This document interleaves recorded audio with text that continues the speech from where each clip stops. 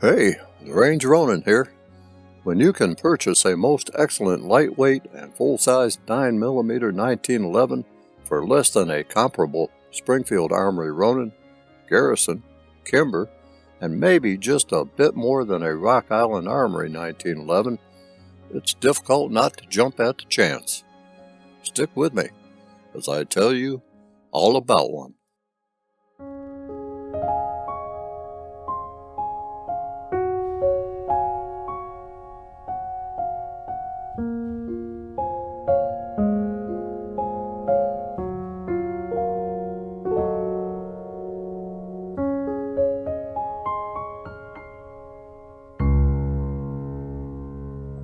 Although cutting my handgun teeth on a 1911 base pistol, I do have to admit to carrying quite a number of handguns other than a 1911.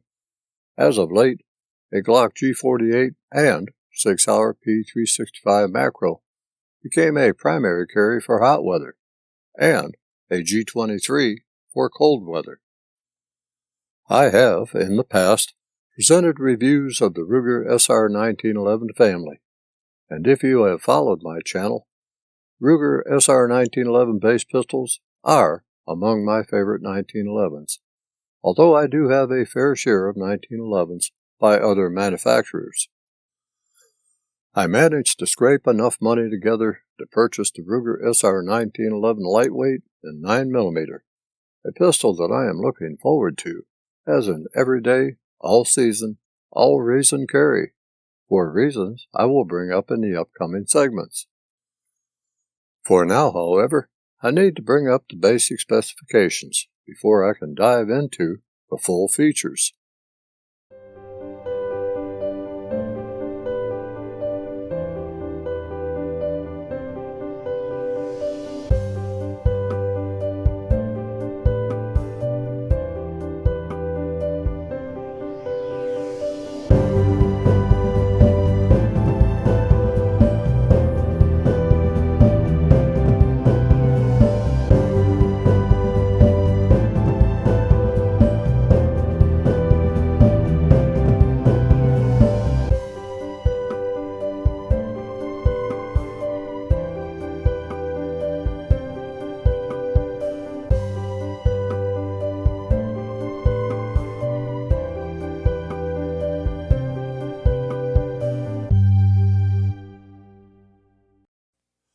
As far as features, one of my favorite things to do is to present key features of a firearm as listed by a manufacturer, and either agree or disagree with them, while providing a bit more information about them. So, bear with me as I begin with the first of the listed Ruger 9mm SR1911 Lightweight's key features. Lightweight aluminum frame. Lightweight aluminum frames have been used for many years on many pistols aside from the 1911, and quite successfully, I might add.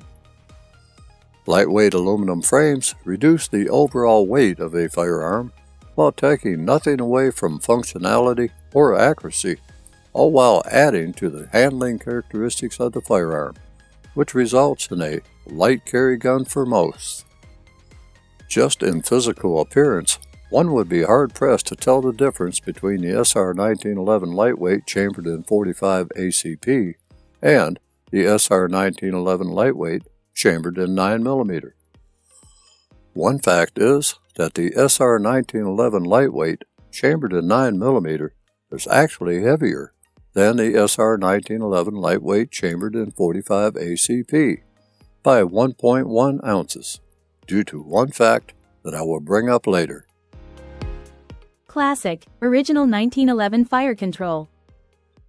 Since the introduction of the SR1911 in 2011, Ruger has kept to the tried and true original fire control system. No hammer block, as with 1911s built to the 80 series.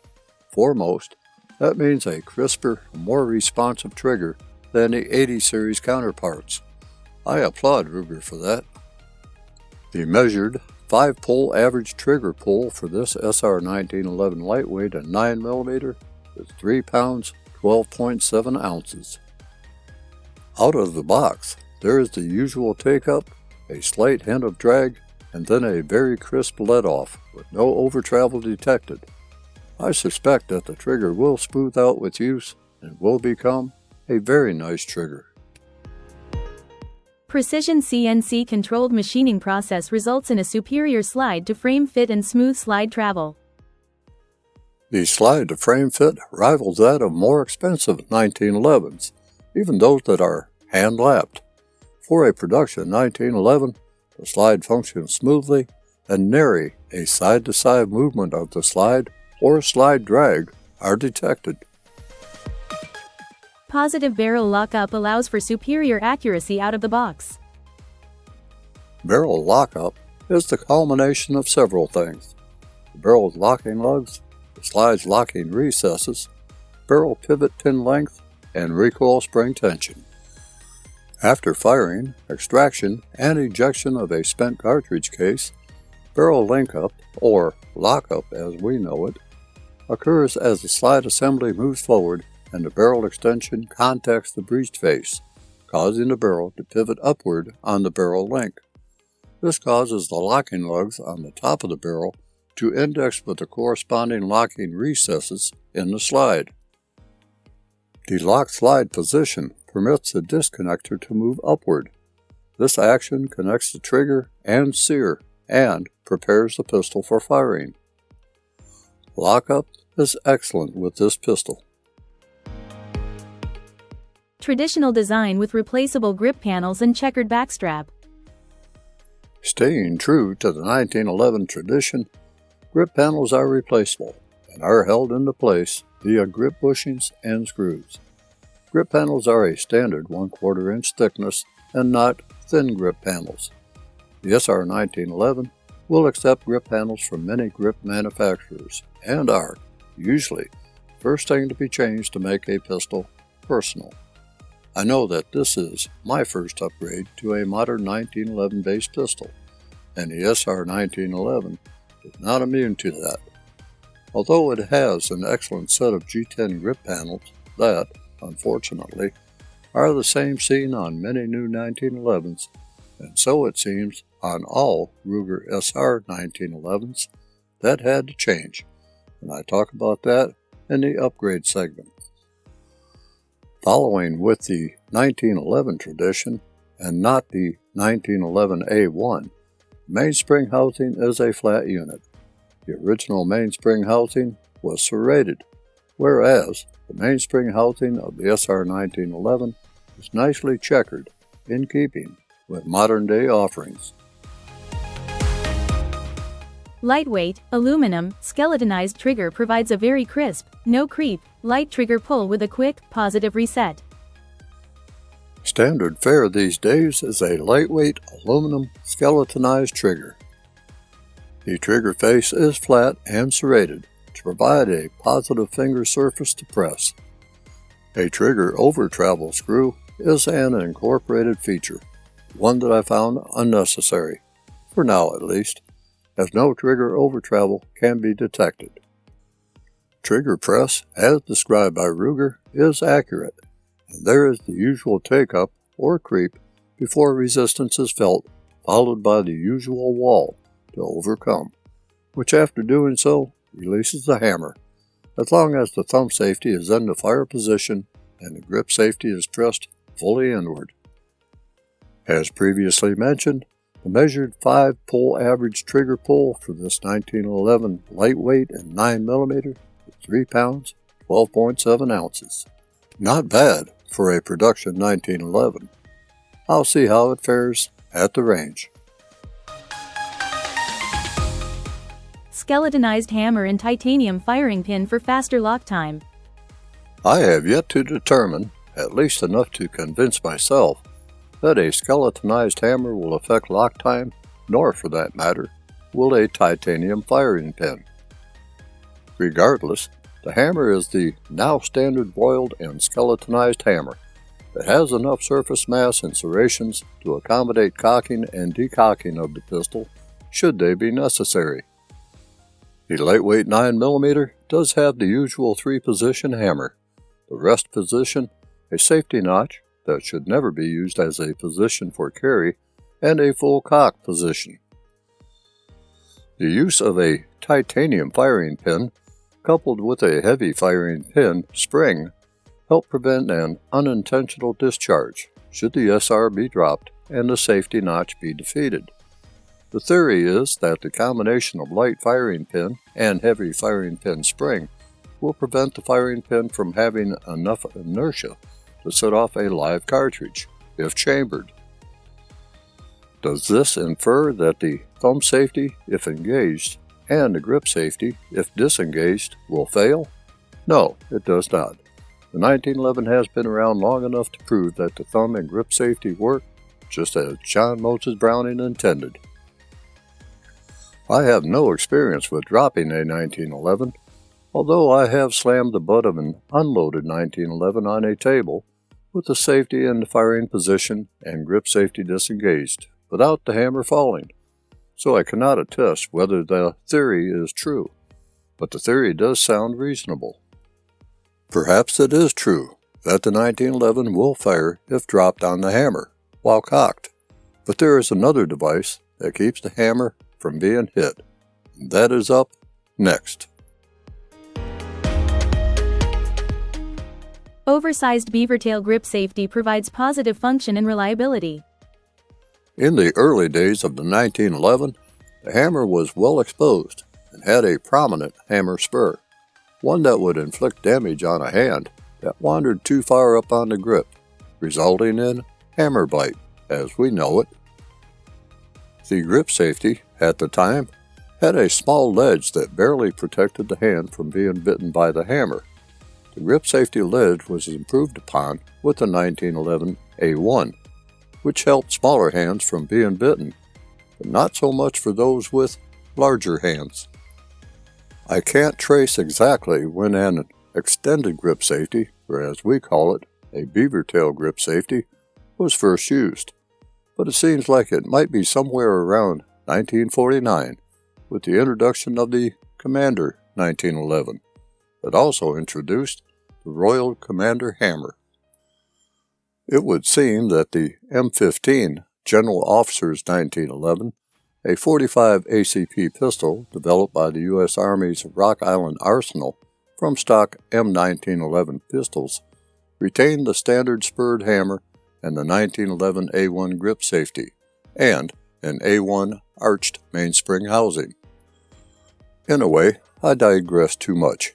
The SR1911 does incorporate a very nice beaver tail grip safety with a well-defined ledge to press against the hand, thus assuring positive grip safety disengagement when taking a high hold on the pistol while ensuring the pistol functions as designed.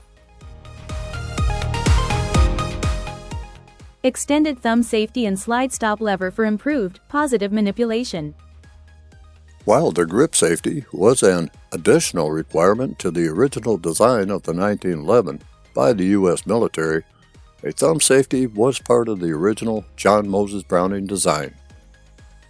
The SR1911 carries on that design, but with a wider, serrated, and extended thumb safety that is left side only, providing much more surface area to engage and disengage the thumb safety.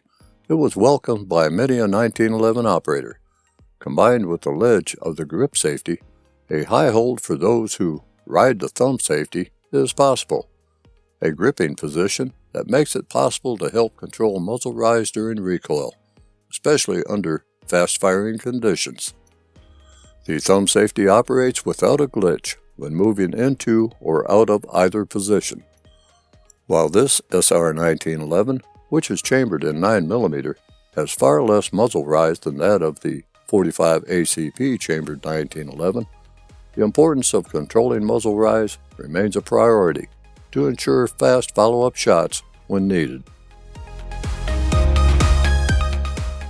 Integral plunger tube for slide stop and thumb safety is not staked and will never come loose. One of the top reasons that I like the Ruger SR1911, any Ruger SR1911, is the integrated plunger tube. Although I have never experienced a plunger tube separating from a 1911, I know those who have, and the show stops when that happens. While you might experience a weak plunger tube spring and worn slide stop or safety lock plunger, you will never experience the WTF moment of a plunger tube flying off of the pistol. Oversized ejection port and extended magazine release enhance performance. As with most modern, non-GI 1911 base pistols, the ejection port has been lowered and flared to assist in ejecting spent cartridges. The extended magazine catch button, also, as with modern practices, is extended and serrated for better operation. Does this job very well, but is stiff to operate when new. Inspection port allows for visual confirmation of a loaded or empty chamber. I have never felt the need for an inspection port in the chamber of a barrel, but the SR1911 has one, and it may be a necessary evil for those who can't keep track of what condition their pistol is in. Personally, I consider a round chambered if the slide is forward, regardless of a safety's position, at least until I remove the magazine, lock the slide back, and determine for myself that the pistol is free of any live ammunition. With that said, there could be a situation where a misfire occurs. Did it occur because a cartridge did not chamber, or that the slide did not lock back on an empty magazine, or was it an actual misfire? After a requisite amount of time has passed, a quick glance at the inspection port while keeping the muzzle pointed down range may tell. During an actual antisocial encounter, will you really have time to glance at the inspection port? I think not. A flat mainspring housing and rear slide serrations ensure a positive grip. Mentioned by a Ruger's early feature was a checkered backstrap. The SR1911, in fact any 1911, does not have a backstrap. It has a mainspring housing, and it is flat but checkered. Mainspring housing is, by the way, metal. The SR1911, as with the original design, does incorporate rear slide texturing. That, in my opinion, is superior to the original design. Accepts most standard, aftermarket 1911 parts and accessories. I would say that this claim by Ruger is true. Built to original specifications, most standard aftermarket parts and accessories can be used. Some may take some fitting, but most will be plug and play. Also includes 2 9-round stainless steel magazines and bushing wrench.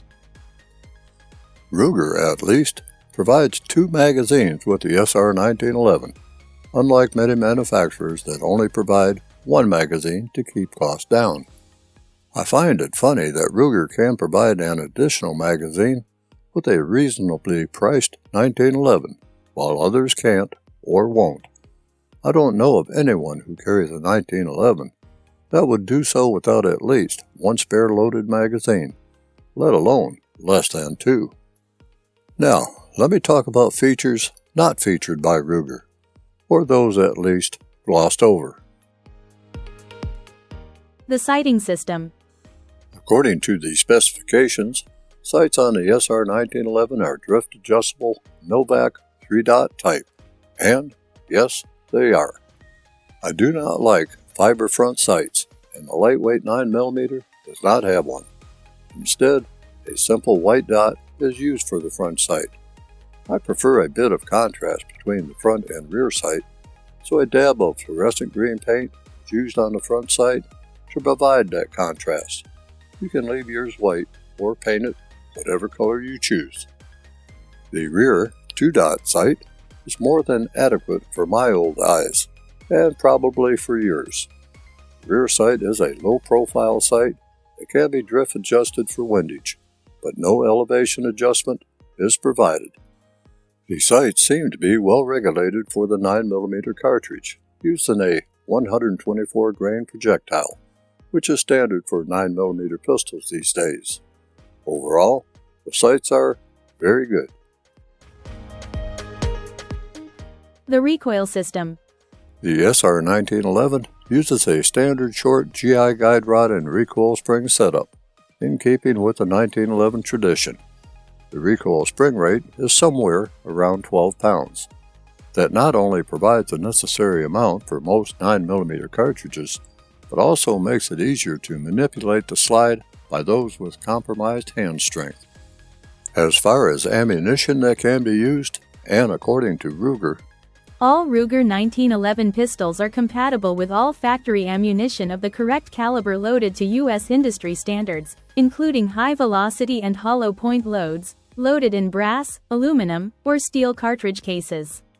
No ammunition manufactured in accordance with NATO, U.S., SAMI, or CIP standards is known to be beyond the design limits, or known not to function in these pistols.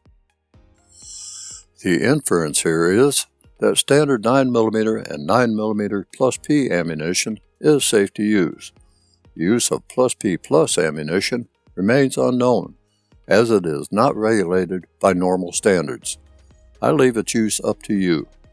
The use of plus P plus ammunition may require increasing the recoil spring rate to accommodate the higher velocity and higher pressure plus P plus ammunition. Before deciding to use plus P plus ammunition, I would advise that you contact Ruger for guidance. The light recoil spring, coupled with a very smooth operating slide, invites those with compromised hand strength.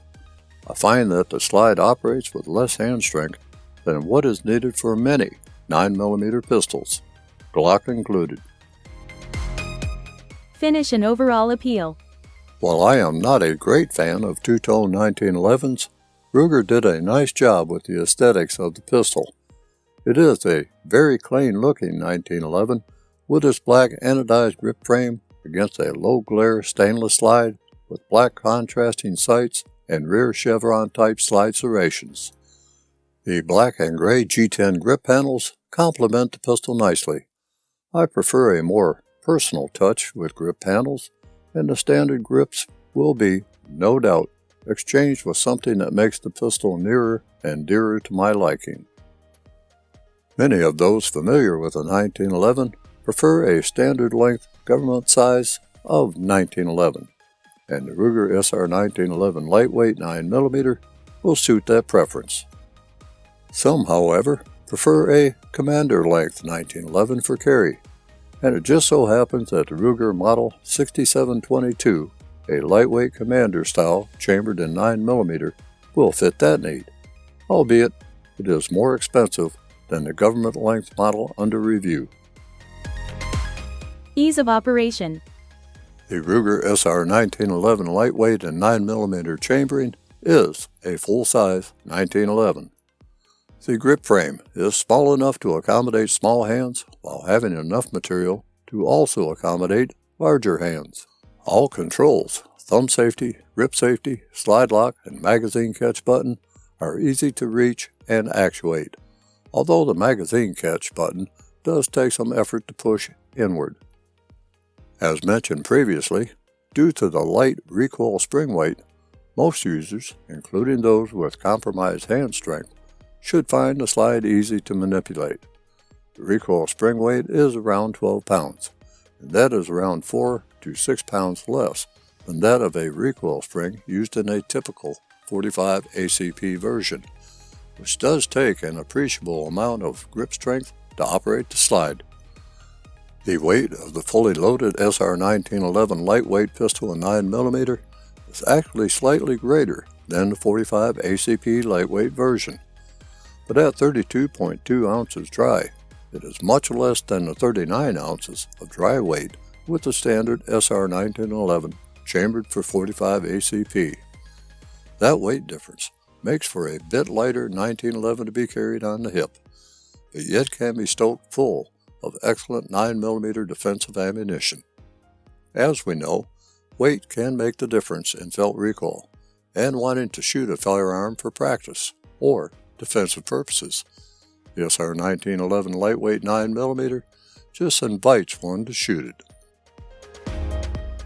Conventional 1911 maintenance. Being of conventional 1911 design, The SR1911 Lightweight 9mm field strips and assembles like any standard length 1911. There is no need for special tools to capture a full-length guide rod, since the pistol uses the short guide rod just like the original. In fact, you may not even need a bushing wrench to remove the recoil spring plug. To save you some time, I am simply going to refer you to the Ruger instruction manual that came with the pistol, and the Ruger Tech Tip website, where you can view SR1911 maintenance videos. Of the 75 Tech Tip videos for pistol maintenance, 3 are dedicated to SR1911 disassembly, cleaning, and reassembly. Let's take a look at the interior of the SR1911 Lightweight 9mm while it is apart. Remember when I mentioned that the SR1911 Lightweight chambered in 9mm is actually heavier than the SR1911 Lightweight chambered in 45 ACP by 1.1 ounce? Well, the barrel is why. The outer dimensions of the barrel are the same as that found on the 45 ACP version. The difference is the smaller bore used for the 9mm cartridge, which means that less material is lost during the boring process, which means that the barrel actually weighs more than the 45 ACP barrel. As you can see from these visuals, machine work is impeccable and the quality is excellent. Not bad for a production 1911.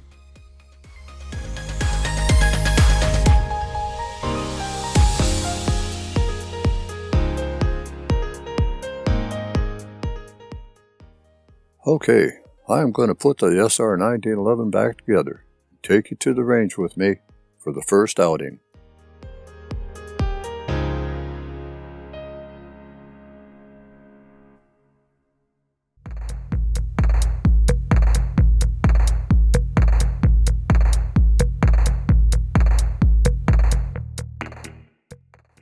Having shot the Ruger SR1911 Lightweight 45 on a previous occasion, it's going to be interesting to see how the SR1911 Lightweight in 9mm is going to perform.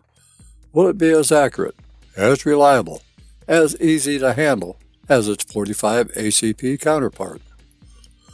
Well, let's find out. For today, MagTech 115 grain FMJ will serve as a foundation for function and accuracy, from which I can build from there. So, I'll start with the first cold bore shot and make comments as things progress.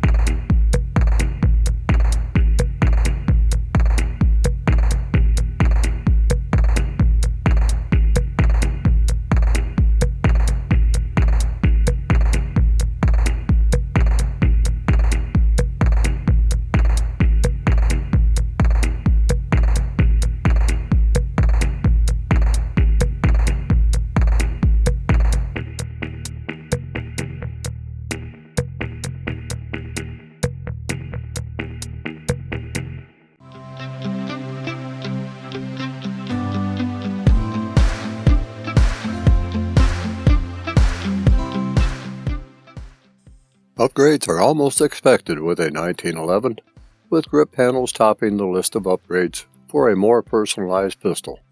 This SR1911 Lightweight was no exception. I installed a set of Altamont 1911 Government Finger Groove Super Blackwood with crockback texturing grip panels, as I am a fan of finger groove grips on some pistols. These grip panels are finished beautifully, blend excellently with the pistol, and provide the girth my hand desires. I may also decide to add an arched mainspring housing with extended magwell, as I did with the SR1911 Lightweight in 45 ACP. But that may or may not happen, at least with the extended magwell housing, as that would mean a change in grip panels to accommodate it.